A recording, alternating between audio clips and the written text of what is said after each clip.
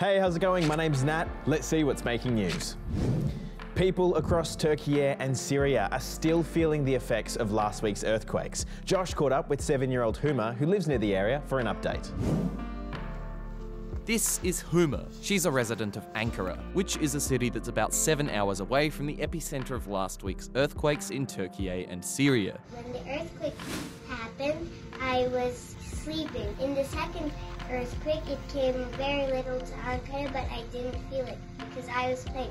Some people felt it though. Despite not being directly affected in any major way, the quakes have affected those close to her. I have a few friends that I played in the village in summer, and their house went down, so now they're moving into Antalya.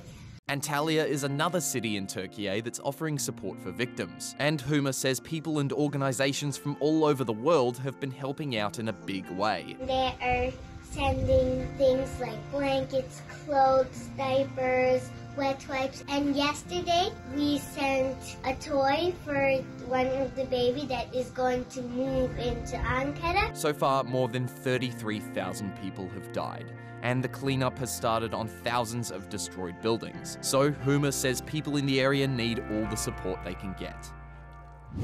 Now to Canberra, where the federal government is marking the 15th anniversary of the national apology to the stolen generations with a new Closing the Gap plan. It's all about improving the lives of Aboriginal and Torres Strait Islander people and eliminating the gap between Indigenous and non-Indigenous Australians. The new plan includes an extra $424 million in funding for things like better housing, education, cheaper food and clean water in remote communities. Today was the biggest event in American sports, the Super Bowl, and this year was history in the making. Here's Justina. Yep, today the Kansas City Chiefs and Philadelphia Eagles battled it out for Super Bowl glory. And just FYI, you'll be hearing for the first time a lot in this. Starting close to home, for the first time, two Aussies, Jordan Mailata and Aaron Sippers, suited up for the game to join the Philly Eagles, despite having little experience with the game.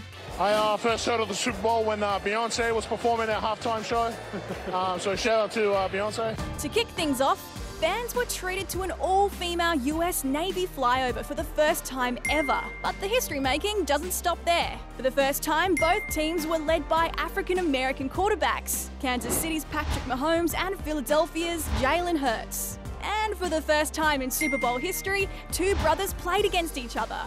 Nothing like a bit of sibling rivalry. At halftime, Rihanna made her highly anticipated performance with her first performance in 5 years.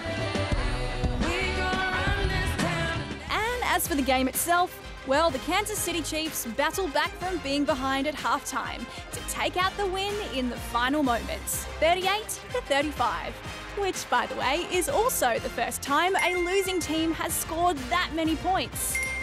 Whew, that's a lot of firsts. Now it's time for the oldest news you'll hear today. Oh, but it's not old news. No, not really, kinda. It's about old things. First up, to a record-breaking mouse. Its name is Pat, and it's now officially the oldest living mouse in human care. Oh, they look so proud. At 9 years and 209 days old, Pat also weighs less than a 20-cent coin. Pat is a Pacific pocket mouse, a species which was thought to be extinct for 20 years. But now it's making a slow comeback thanks to breeding programs like these. Now to the oldest British monarch to take to the throne. King Charles III's brand new official emblem has just been unveiled ahead of his coronation in May. According to its designer, it was inspired by the King's love of the planet, nature, and his concern for the natural world. And finally, to the oldest sea dragon in the world. Yep, this is Speedy, and Speedy is at least 16 years old, which is quite a bit older than scientists originally expected sea dragons to get. Speedy's age was discovered using facial recognition technology to help identify and track sea dragons. And out of the 3,000 sea dragons being tracked at the moment, Speedy is the oldest. Well, that's all from us today. We'll see you tomorrow. Bye for now.